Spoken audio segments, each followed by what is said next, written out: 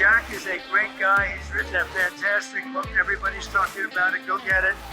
And he's been my friend right from the beginning of this whole beautiful event.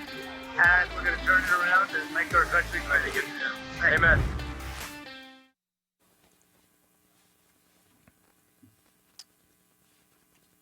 All right, Jack Posobiec, we're back here, Human Events Daily, on with my good friend. And by the way, someone who was a good friend of Charlie Kirk, and someone who Charlie Kirk was a massive supporter of, Terry Schilling and the American Principles Project. Terry, just I want to get into the age verification stuff, but just give me a minute and talk about how much Charlie put a significance and a priority on the work of APP.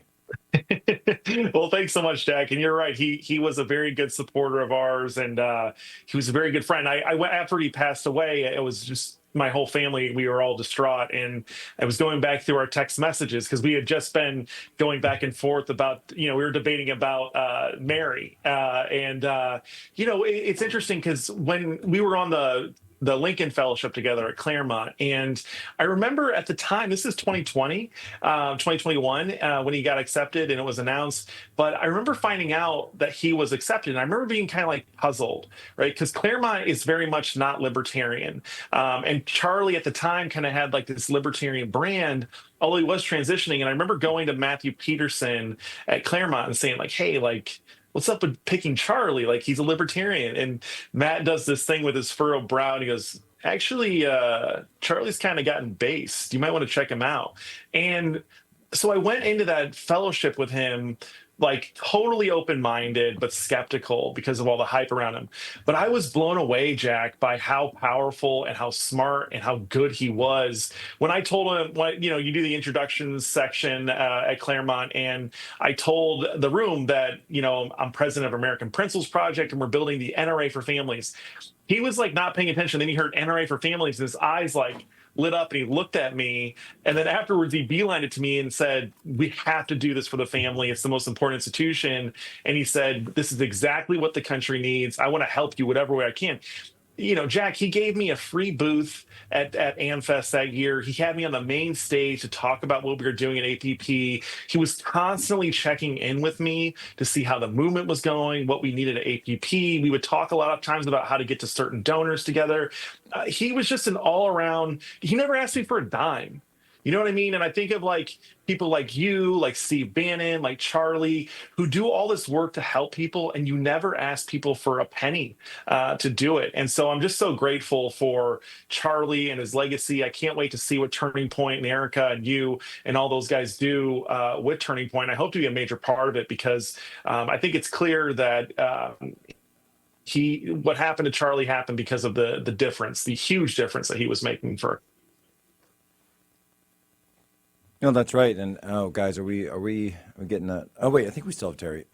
But again, and it's no surprise to me, by the way, that there was a transgender issue involved in Charlie's murder. That the, again, quote unquote alleged suspect was someone who was in a sexual relationship with a transgender, someone who was also by the way, also someone who was viewing extreme online pornography, and at the age of 21 was perhaps more than likely had begun viewing extreme online pornography before the age of 18, possibly while as a minor. Wait, guys, do we have Terry? Did we lose Terry? I think Terry, I'm still here. Okay, great. So Terry, talk to me a little bit about how your fight against online pornography, but specifically for online pornography use for minors is going and is so important because, I mean, let's just say it, I don't think that Tyler Robinson started viewing extreme online, what's called furry porn, which included underage furries, or what's referred to in their lingo, which a term I had to find out, cub porn as opposed to child porn. So cub porn was something that he was viewing. And, it doesn't start with extreme stuff, but it does unfortunately start many times when they're very, very young. Terry, talk to me a little bit about this and the fight that APP hasn't been involved in. Well, Jack, we're up to 24 states now that are protecting minors from from online adult content. It's a big deal, and the latest bit of news came out when Arizona's law went into effect. Basically, Pornhub pulled out. And they said, we're not going to serve our material in this state because we're not going to comply with age verification. The thing is, Jack, age verification is ubiquitous online. The online gambling websites use it, very cost effective. The alcohol websites use it. The tobacco and nicotine websites use it. Even the marijuana dispensaries online use age verification. It doesn't cost much. But I think ultimately what this tells us, Jack, about the online porn industry is that they're actually not geared towards adults, that their entire business model is geared towards our children. And what they want, what they desire is that for children to see pornography before they ever kiss a girl, before they ever have that experience of making love for the first time. They want kids to watch porn because the reality is that if you kiss a girl before you see porn, if you make love to a girl before you see porn, you're going to look at porn a lot different way. You're going to think of it as really weird and terrible and objectifying of women, right? So the whole model that online porn has is geared towards your children and geared towards young men, and they envision a world where every kid is watching porn nonstop because that's how you get to be watching it as an adult. Well, and this online, pornography that as it gets more and more extreme, and that's also part of the business model of these companies.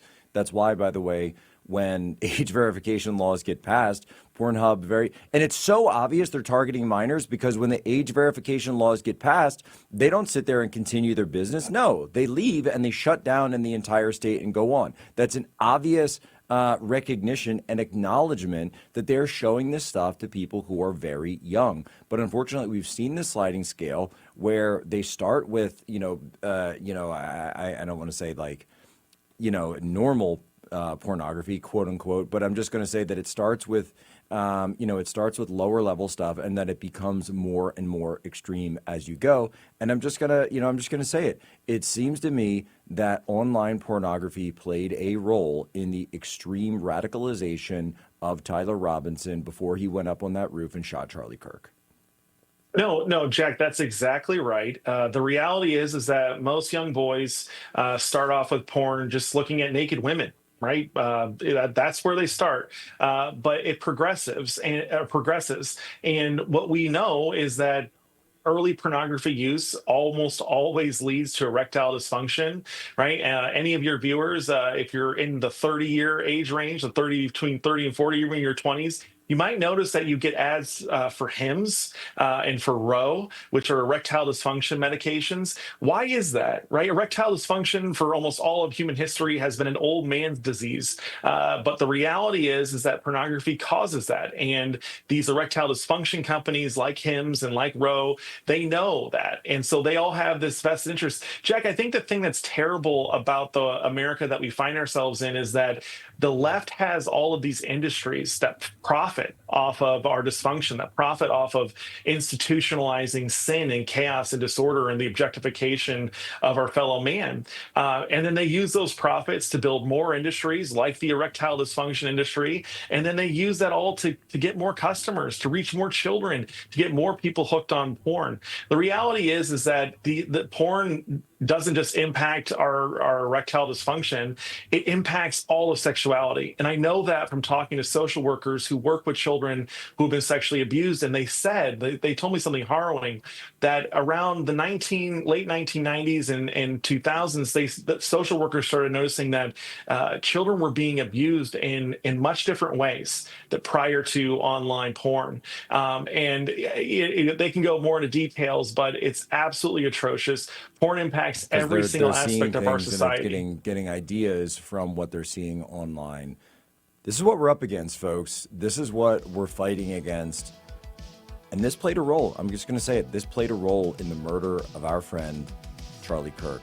Terry Schilling, where can people go to follow you and get access to APP? Just go to AmericanPrinciplesProject.org or follow me all across social media at Schilling1776, SCHILLING 1776. Thank you so much, man. God bless. Ladies and gentlemen, as always, you have my permission to lay ashore.